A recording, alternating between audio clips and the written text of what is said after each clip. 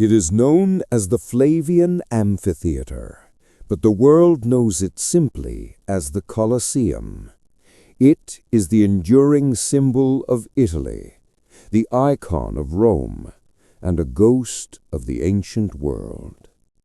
Standing before it today, we are looking at one of the 7 wonders of the ancient world, yet we are also looking at an illusion.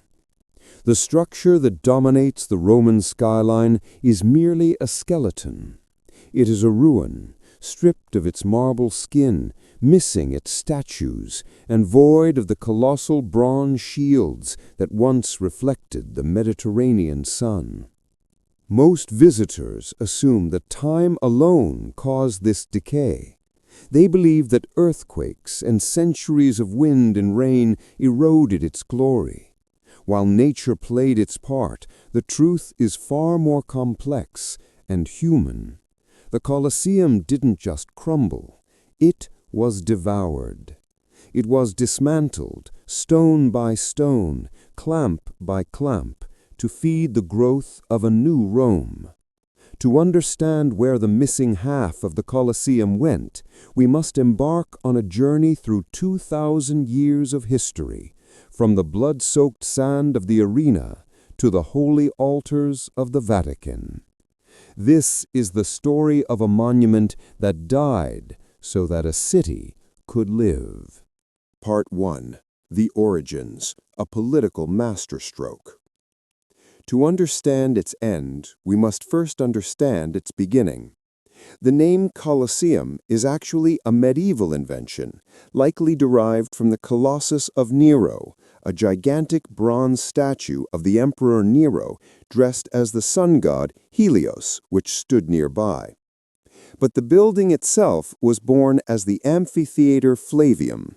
Its construction was not just an architectural feat, it was a calculated political maneuver. Before the amphitheater existed, this valley was the private playground of the hated Emperor Nero. Following the Great Fire of Rome in 64 AD, Nero had seized vast swaths of the city to build his Domus Aurea, the Golden House, complete with a massive artificial lake.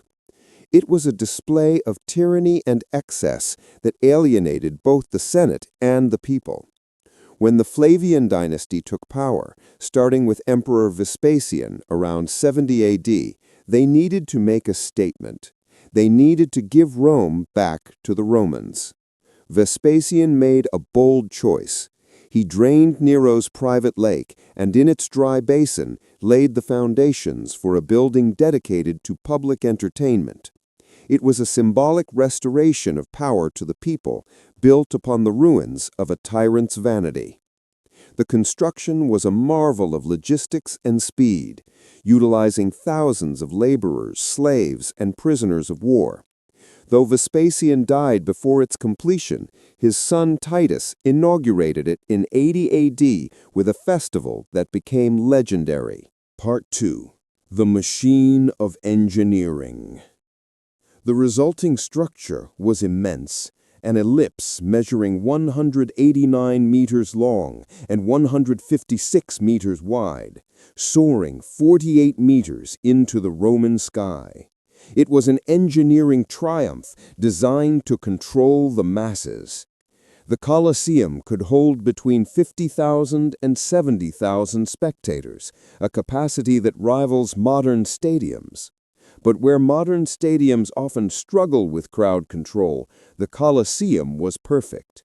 It rested on a honeycomb of 80 numbered entrances and a complex system of radial staircases and annular corridors.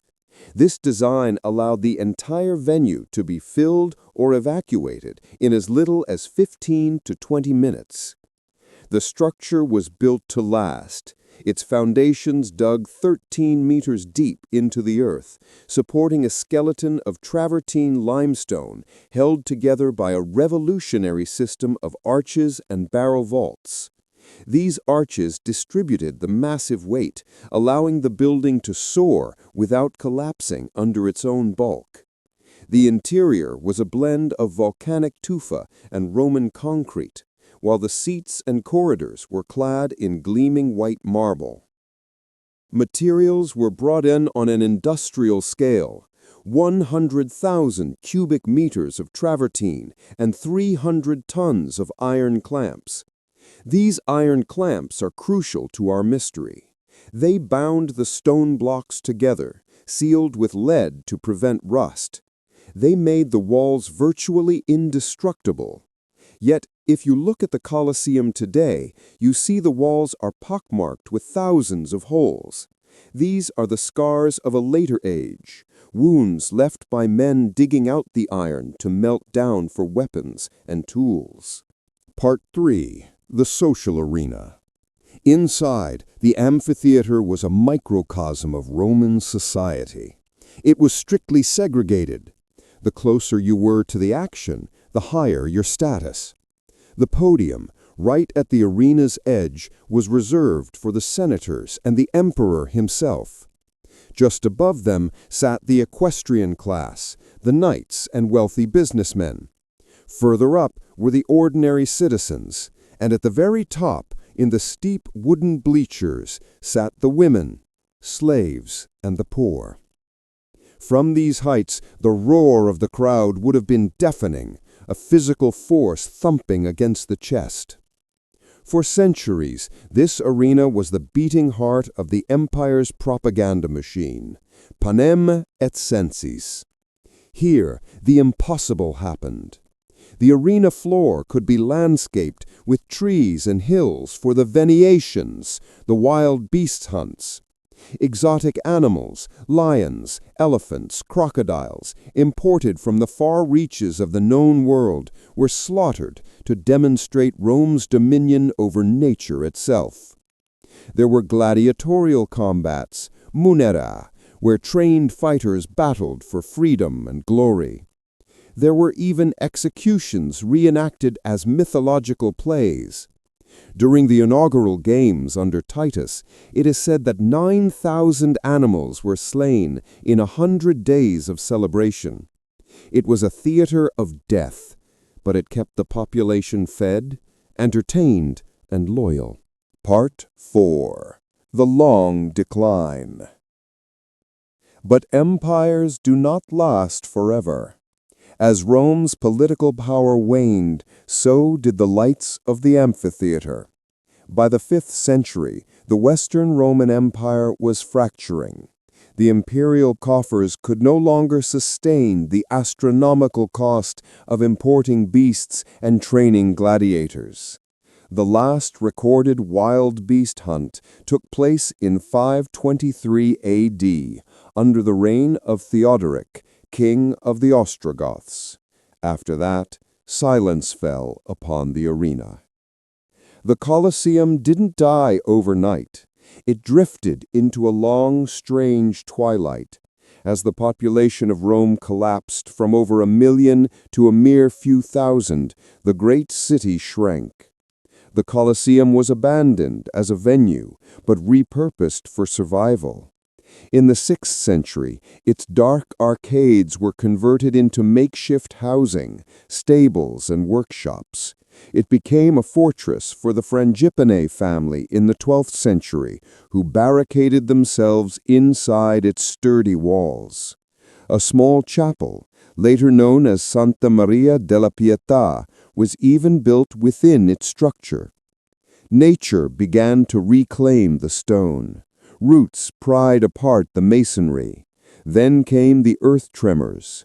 Rome was shaken by earthquakes in 847 and 1231, weakening the structure. But the catastrophic blow came in 1349. A massive earthquake struck the city, and the southern side of the Colosseum, built on the less stable alluvial soil of Nero's old lake, gave way. The outer ring collapsed, sending thousands of tons of travertine crashing to the ground. Part 5. The Great Spoliation. This collapse marked the beginning of the Colosseum's second life. It ceased to be a building and became a quarry.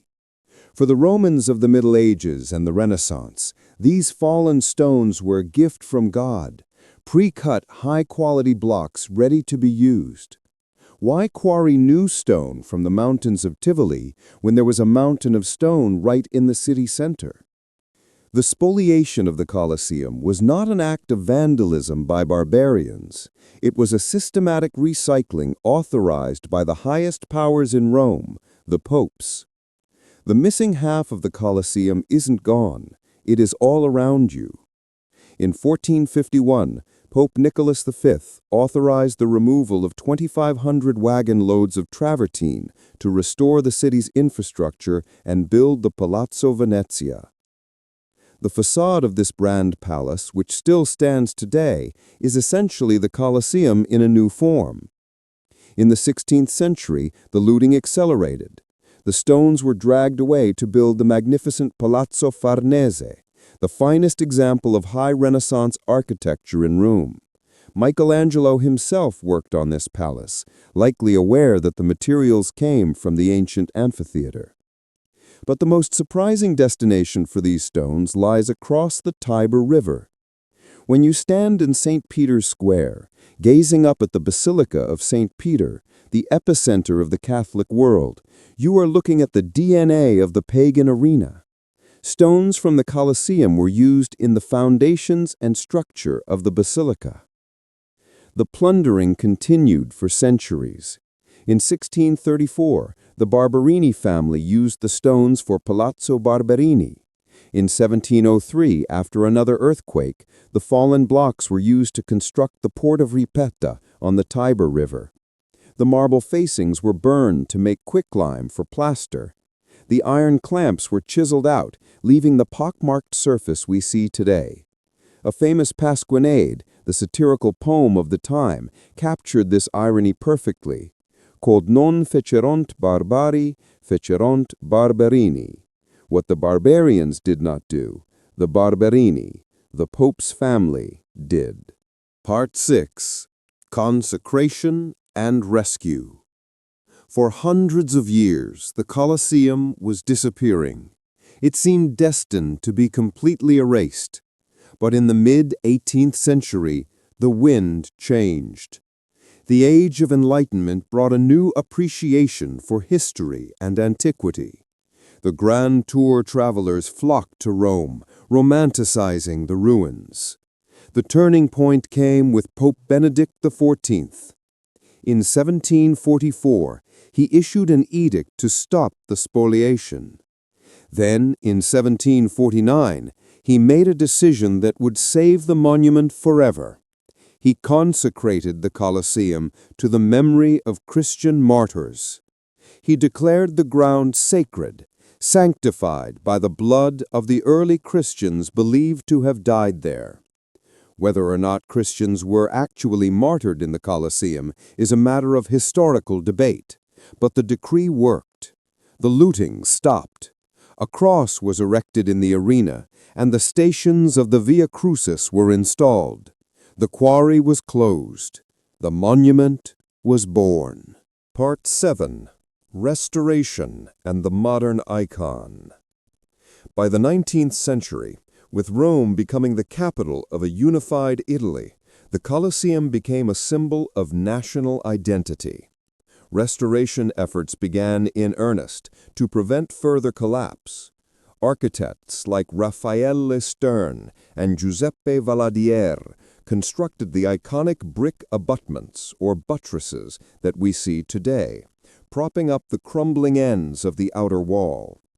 These were not attempts to hide the damage, but honest interventions to freeze the decay in time. In the 20th century, the fascist regime under Mussolini cleared the surrounding area to build the Via dei Fori Imperiali, isolating the Colosseum as a majestic centerpiece, stripping away the medieval clutter, but also destroying other ancient remnants, like the Metasuran's fountain. Conclusion: the diffused monument. Today, the Colosseum stands as a survivor. When we look at its broken profile, we should not see it as diminished. The missing stones tell a story just as powerful as the ones that remain. They tell the story of Rome's resilience, its ability to consume its past, to build its future. The Colosseum is not just the amphitheater at the end of the Via dei Fori Imperiali. It is the Palazzo Venezia. It is the Palazzo Farnese. It is the Basilica of St. Peter. It is a diffused monument, scattered across the city, embedded in the walls of churches, palaces, and bridges. To see the full Colosseum, you do not just need to buy a ticket to the arena. You need to walk the streets of Rome. You need to touch the walls of the Renaissance. In this way, the glory of the Flavian Amphitheater never truly died. It just changed shape, evolving with the eternal city itself.